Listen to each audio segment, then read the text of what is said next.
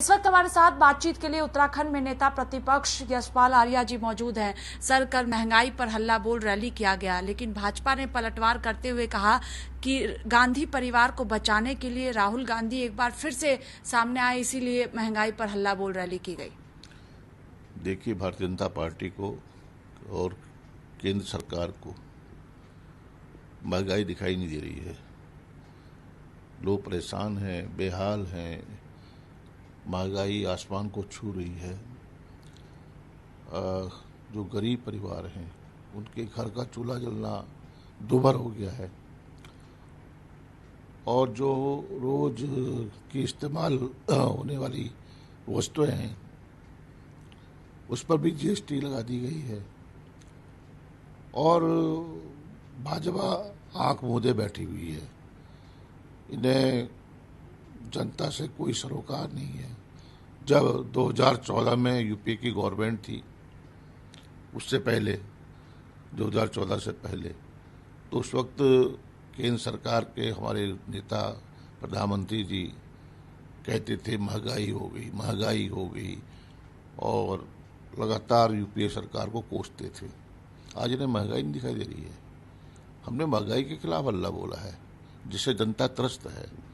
हम अगर आवाज नहीं उठाएंगे, कांग्रेस एक राष्ट्रीय पार्टी है जिसने देश की आज़ादी में और देश के निर्माण में जिसका योगदान रहा है, अगर वो महंगाई के खिलाफ आवाज नहीं उठाएंगे, सरकार के को पर दबाव नहीं बनाएंगे, तो कौन महंगाई के खिलाफ बोलेगा।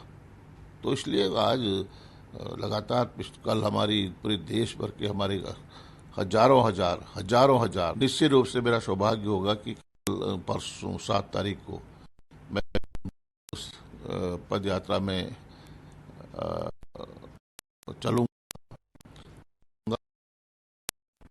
कई, जैसा मैंने कहा कि कई स्टेट में ये यात्रा गुजरेगी, तो मैं अन्य स्टेट्स में भी मैं अपनी भागीदारी सुनिश्चित करना चाहूँगा, और मैं चाहता हूँ कि हमारे उत्तराखंड में भी हम इस तरह के कार्यक्रम करें, पद यात्राएँ करें। सामाजिक समरसता को मजबूत करने के लिए आज आवश्यक है, जो भाईचारा, कौमी एकता पर हमला हो रहा है, जो धर्म और मजहब की दीवारों को, खाई को चौड़ा कर रहे हैं, देश को खंडित करने का प्रयास कर रहे हैं। इसलिए भारत जोड़ो यात्रा आज के परिप्रेक्ष्य में बहुत आवश्यक है। यह देश सबका है, इस देश को सबने बनाया है। आज़ादी के लड़ाई में सबका योगदान रहा है। धर्म, जाति, मजहब सब लोगों ने काम किया है। आज आवश्यकता है कि देश को एकजुट करने की, एक सूत्र में पिरोने की, और कांग्रेस यही काम करती रही है। सर, लगातार यूके SSS घोटाला हो या विधानसभा में नियुक्तियों में हुआ घोटाला, कांग्रेस पार्टी ने उठाया इस मुद्दे को। अब विधानसभा अध्यक्ष हैं, वो कह रही हैं कि अब जल्द से जल्द इस मामले का निपटारा होगा, विधानसभा की गरिमा को वो बनाए रखेंगी। आपको लगता है कि अब जिस मुद्दे को लगातार कांग्रेस पार्टी उठा रही है, उस मुद्दे का जल्द ही निपटारा कर दिया जाएगा, सच्चाई सामने आ जाएंगी, और उसके बाद जो मांग आप लोग कह रहे थे कि नियुक्तियों को रद्द भी किया जाए?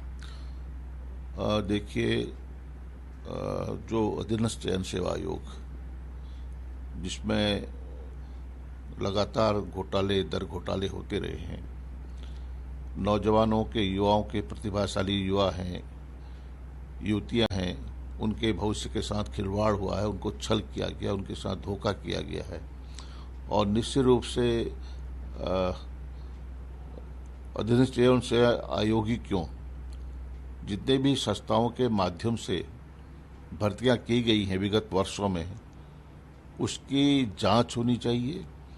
मैं सीबीआई जांच की मांग से पहले मैं कहना चाहता हूं कि हमारे माननीय उच्च न्यायालय के माननीय न्यायाधीश, सिटिंग जज की देखरेख में यह जांच होनी चाहिए। तभी सच सामने आएगा, तभी दोषी गिरफ्तार होंगे, तभी उन्हें सजा मिलेगी। और जहां तक अभी कई और हैं, हमारा ओपन यूनिवर्सिटी है, मुक्त विश्वविद्यालय में घोटाला है, तकनीकी शिक्षा में घोटाला है, उच्च शिक्षा में घोटाला है। एक घोटालों की एक फेरिस्त है, लंबी फेरिस्त है।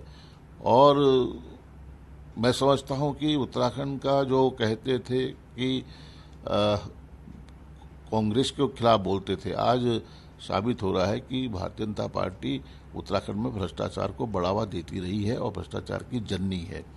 तो मेरा मानना है कि इसमें हाईकोर्ट के न्यायाधीश के जरिए इसमें जांच होनी चाहिए, तभी सच का सच सामने आएगा, दूध का दूध सच, दूध का दूध, पानी का पानी हो जाएगा, हमारा मानना है।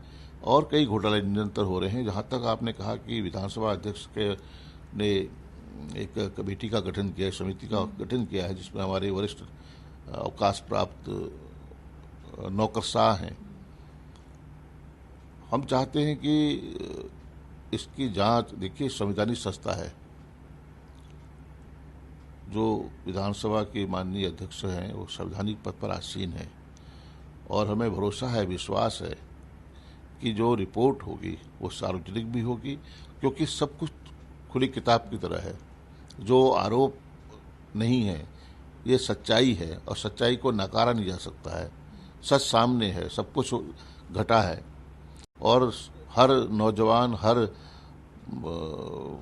युवती चाहती है कि सबको मालूम है इसमें कितना बड़ा घोटाला हुआ है, कैसे नियुक्तियां हुई हैं, पारदर्शिता कहीं की अनदेखी की गई है। तो सच सामने आना चाहिए, और मुझे विश्वास, हमें विश्वास है कि जो हमारी माननीय वर्तमान अध्यक्ष हैं श्रीमती रितु खंडूरी जी, वो इसमें पारदर्शिता लाएंगी और निष्पक्ष जांच होगी और सच सामने आएगा, ऐसा मेरा मानना है। लेकिन हमें इंतजार है, ये जांचें और ये लगातार हमारा प्रदर्शन, धरने, आंदोलन जारी रहेंगे जब तक सही हम सच्चाई जनता के सामने नहीं लाएंगे। जो दोषी हैं उनको सजा नहीं मिलेगी, युवाओं को न्याय नहीं मिलेगा, तब तक हम लगातार हमारा ये संघर्ष, हमारी ये लड़ाई जारी रहेगी। बहुत शुक्रिया बातचीत के लिए। कैमरा पर्सन राहुल के साथ स्वाति पाठक, भारत समाचार, दिल्ली।